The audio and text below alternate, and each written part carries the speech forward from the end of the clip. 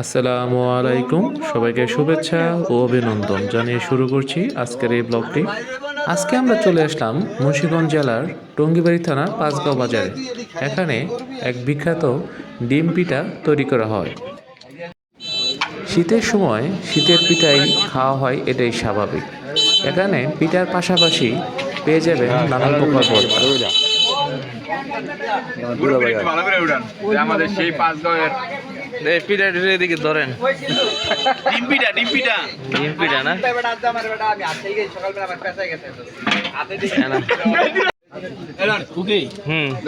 কাঁকড়া ভর্তা খাইতেছি, ডিম পিঠা রাইয়েন খাইতে। মানে কিরকম লাগতেছে ওইটা বলেন। অ্যাড্রেসটা কমু? হ্যাঁ বলেন। অ্যাড্রেসটা হইছে পাঁচগাঁও, টঙ্গিবাড়ি, সাতুল্লাহ, পাঁচগাঁও। মানে আপনার জেলার নাম বলেন তো? মুন্সিগঞ্জ। আচ্ছা আচ্ছা, মানে পিঠা মানে এটা কিরকম লাগতেছে ওইটা বলেন। পিঠা তো কাকাই তো ভাইরাল, কাকাই দিচ্ছে ভাইরাল। এনে দূর দূরান্ত থেকে লোক আয়, ঢাকা থেকে লোক আসে, তাই গাজীপুর থেকে লোক আইছে, গাজীপুর থেকে আইছে, প্রমাণ আছে। ওকে, এই যে আমার হাবি লড়া দেন। হ্যাঁ পুরা দেন। গরম লাগে না, আবার গরম লাগে না। আরে গরম আমি বাইরে বানা তো রাই দে। আমার মামি নাই, তুই এটি খাইয়া কি করবি আসি?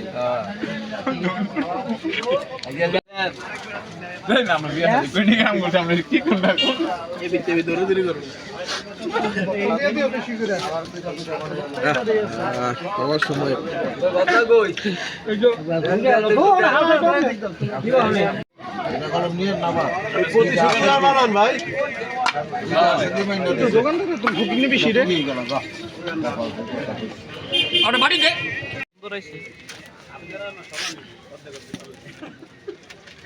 পিঠাটি আপনি দেখলেই মনে চাবে আপনার খাওয়ার জন্য। আসলে পিঠাটি দেখতে যতটা সুন্দর, খাইতেও অতটাই সুস্বাদু। সন্ধ্যার পরে এই পাঁচগাঁও বাজারে পিঠার দোকানে অনেকটা সিরিয়াল ধরে এই পিঠা খেতে হয়। অনেক লোক এখানে আসে এবং গ্রামের অনেক মানুষ পিঠা খেতে আসে এবং এই পিঠাটা ওনার কাছ থেকেই খায়। এই পিঠাটার একটি সুনাম আছে এবং পিঠাটি সুস্বাদু এবং গ্রামের যে গ্রামীণ পরিবেশ, ওইভাবে এই পিঠাটি তৈরি করা হয়।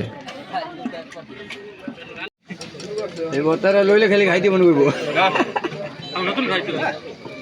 এটা আমার আসলে তুই পুরো কাটিং সেটিং করে আমার ছিল এটা ভাঙা সারা তুই নিলি না কে?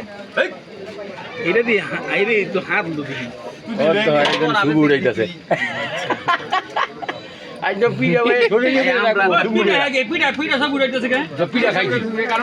মুন্সিগঞ্জের ঐতিহ্য বুঝছেন,